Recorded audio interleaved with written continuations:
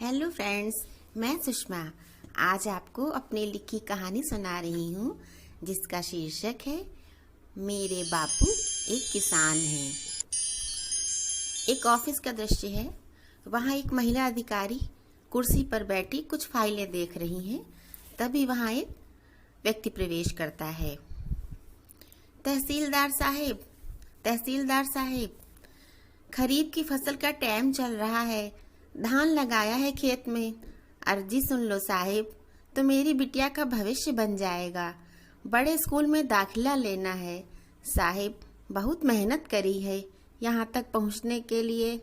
बस वही जमीन का एक टुकड़ा है साहिब। मैं एक छोटा मोटा खेतिहर किसान हूँ। किसान? सामने खड़े व्यक्ति के कहे शब्द किसान ने सुरेखा का ध्यान अपनी ओर खींच लिया। सुरेखा ने उस व्यक्ति को ध्यान से देखा। कुछ नहीं, बिल्कुल उसके बापू जैसा ही तो है यह किसान।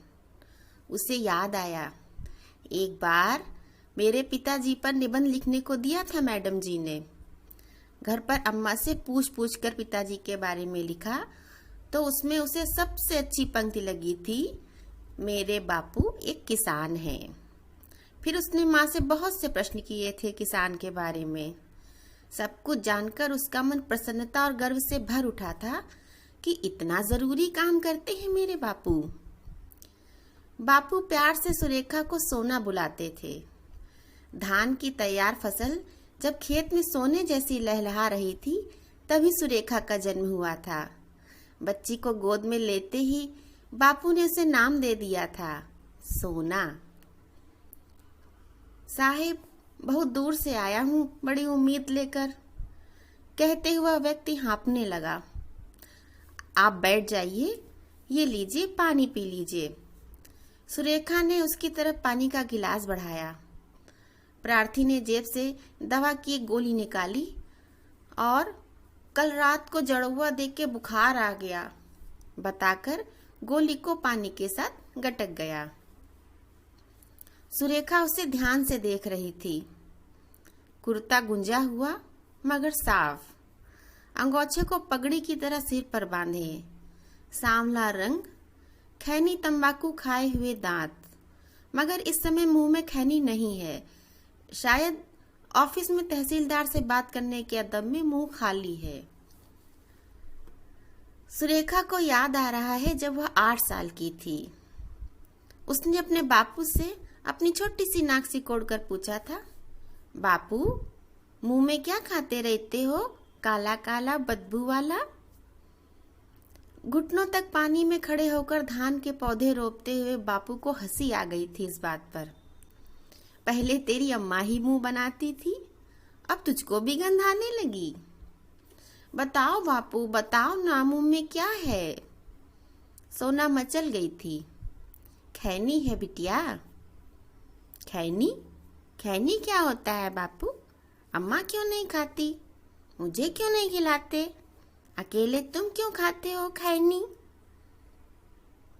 खैनी मतलब तंबाकू। अच्छी चीज नहीं होती है सोना बिटिया। फिर तुम क्यों खाते हो गंदी चीज? आदत पड़ चुकी है बिटिया। आदत? आदत क्या होता है बापू? बापू ने खड़े होकर कमर सीधी की और अपने रोपे हुए धान के पौधों की पंक्ति को देखकर उन्हें बहुत संतोष हुआ। ये भी तो उसकी ही संतानें हैं। हर रोग दोष अलाय बलाय से बचाना है इन्हें। तभी तो आज के ये हरे भरे पौधे कल सोने जैसे धान से सजकर चमकेंगे, निखरेंगे। बापू बताते क्यों नहीं, ये आदत क्या होती है? सुरेखा अपनी फ्रॉक का घेर समेटे छोटे छोटे पाँव पानी में रखती हुई बापू के पास आ गई थी। आदत? जो काम चाहने न चाहने पर भी करते रहो या होता जाए उसे आदत कहते हैं। अच्छा, जैसे अम्मा रोटी पकाती है चूल्हे के धुएं में, खांसते हुए भी, है ना बापू? अधूरा ही रह गया वाक्य। सुरेखा का पाँव फिसल गया था मगर गिरने से पहले ही उसने बापू का हाथ थाम लिया। अरे बापू, तुमको तो तेज बुखार है, तब भी तुम पानी में खड़े पौधे लगा रहे हो। घर चलो, आराम करो चलकर। सोना ने अपने बापू से कहा। करूँगा आराम भी सोना बिटिया, पर यह काम भी समय पर होना जरूरी है। क्यों जरूरी है बापू? हर जवाब में सुरेखा का नया सवाल छुपा होता है। बापू भी धैर्यपूर्वक उसके हर सवाल का जवाब देते हैं। जरूरी है बिटिया, ये पौधे बड़े होकर पक जाएंगे, तब इसमें से चावल निकलेगा। उसे बाजार में बेचकर जो पैसे आएंगे, उससे तेरी पढ़ाई का खर्चा निकलेगा। बापू ने सर पर बंधे पंगड़ी रुमा अंगोछे को खोलकर हाथ पोंछे और दोबारा उसे सर पर बांधकर सुरेखा को गोद में उठाकर वापस सूखे में खड़ा कर दिया। उसे खड़ा करके बापू फिर से पौधे रोपने लगे। कुछ देर तक सुरेखा का कोई प्रश्न आता न देख बापू ने उसकी तरफ नजर घुमाई। सुरेखा बापू की ओर पीठ करके चुपके चुपके गीली मिट्टी की एक छोटी सी डली उठाकर उसे थोड़ा थोड़ा खा रही थी। सोना बिटिया, बापू चिल्लाए। सुरेखा सकपका गई।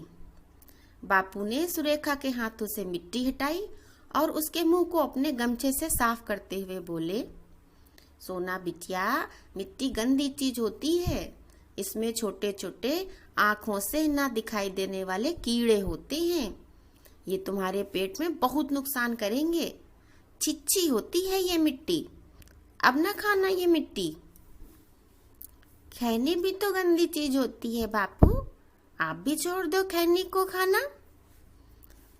सुरेखा के हाथों को धुलवा रहे बापू बच्चे की इस बात को सुनकर ठिठक गए। मन में सोचने लगे, कैसे छोड़ दूं ये खैनी, होश नहीं है कब से ये जहर खा रहा हूं। क्या सोचने लगे बापू?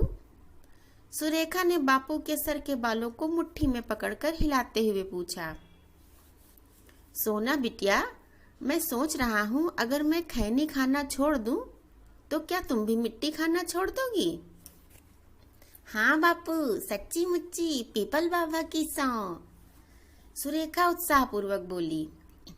तो ठीक है, आज से अभी से खैनी खाना बंद, कहकर बापू ने जेब से चुनौती निकाली और उसे नदी के गहरे पानी की तरफ उछाल दिया। फिर सोना को अपने कंधे पर बिठाकर घर की ओर चल दिए। बापू ने सुरेखा को छोटा सा रेडियो पकड़ा दिया।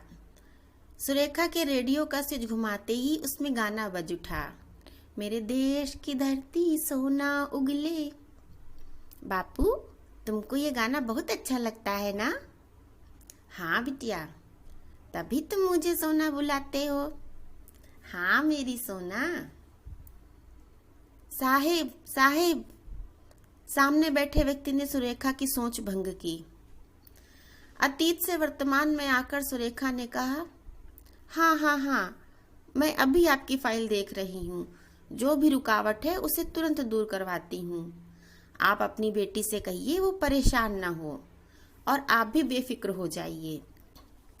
बहुत बहुत धन्यवाद साहिब। पगड़ी नुमा गमछे से बंधे सिर को उसने लगभग सुरेखा की टेबल तक झुकाकर आभार प्रकट किया और वहां से चला गया। बापू, मेरे बापू। सुरेखा एक बार फिर से अपने बापू को याद करने लगी।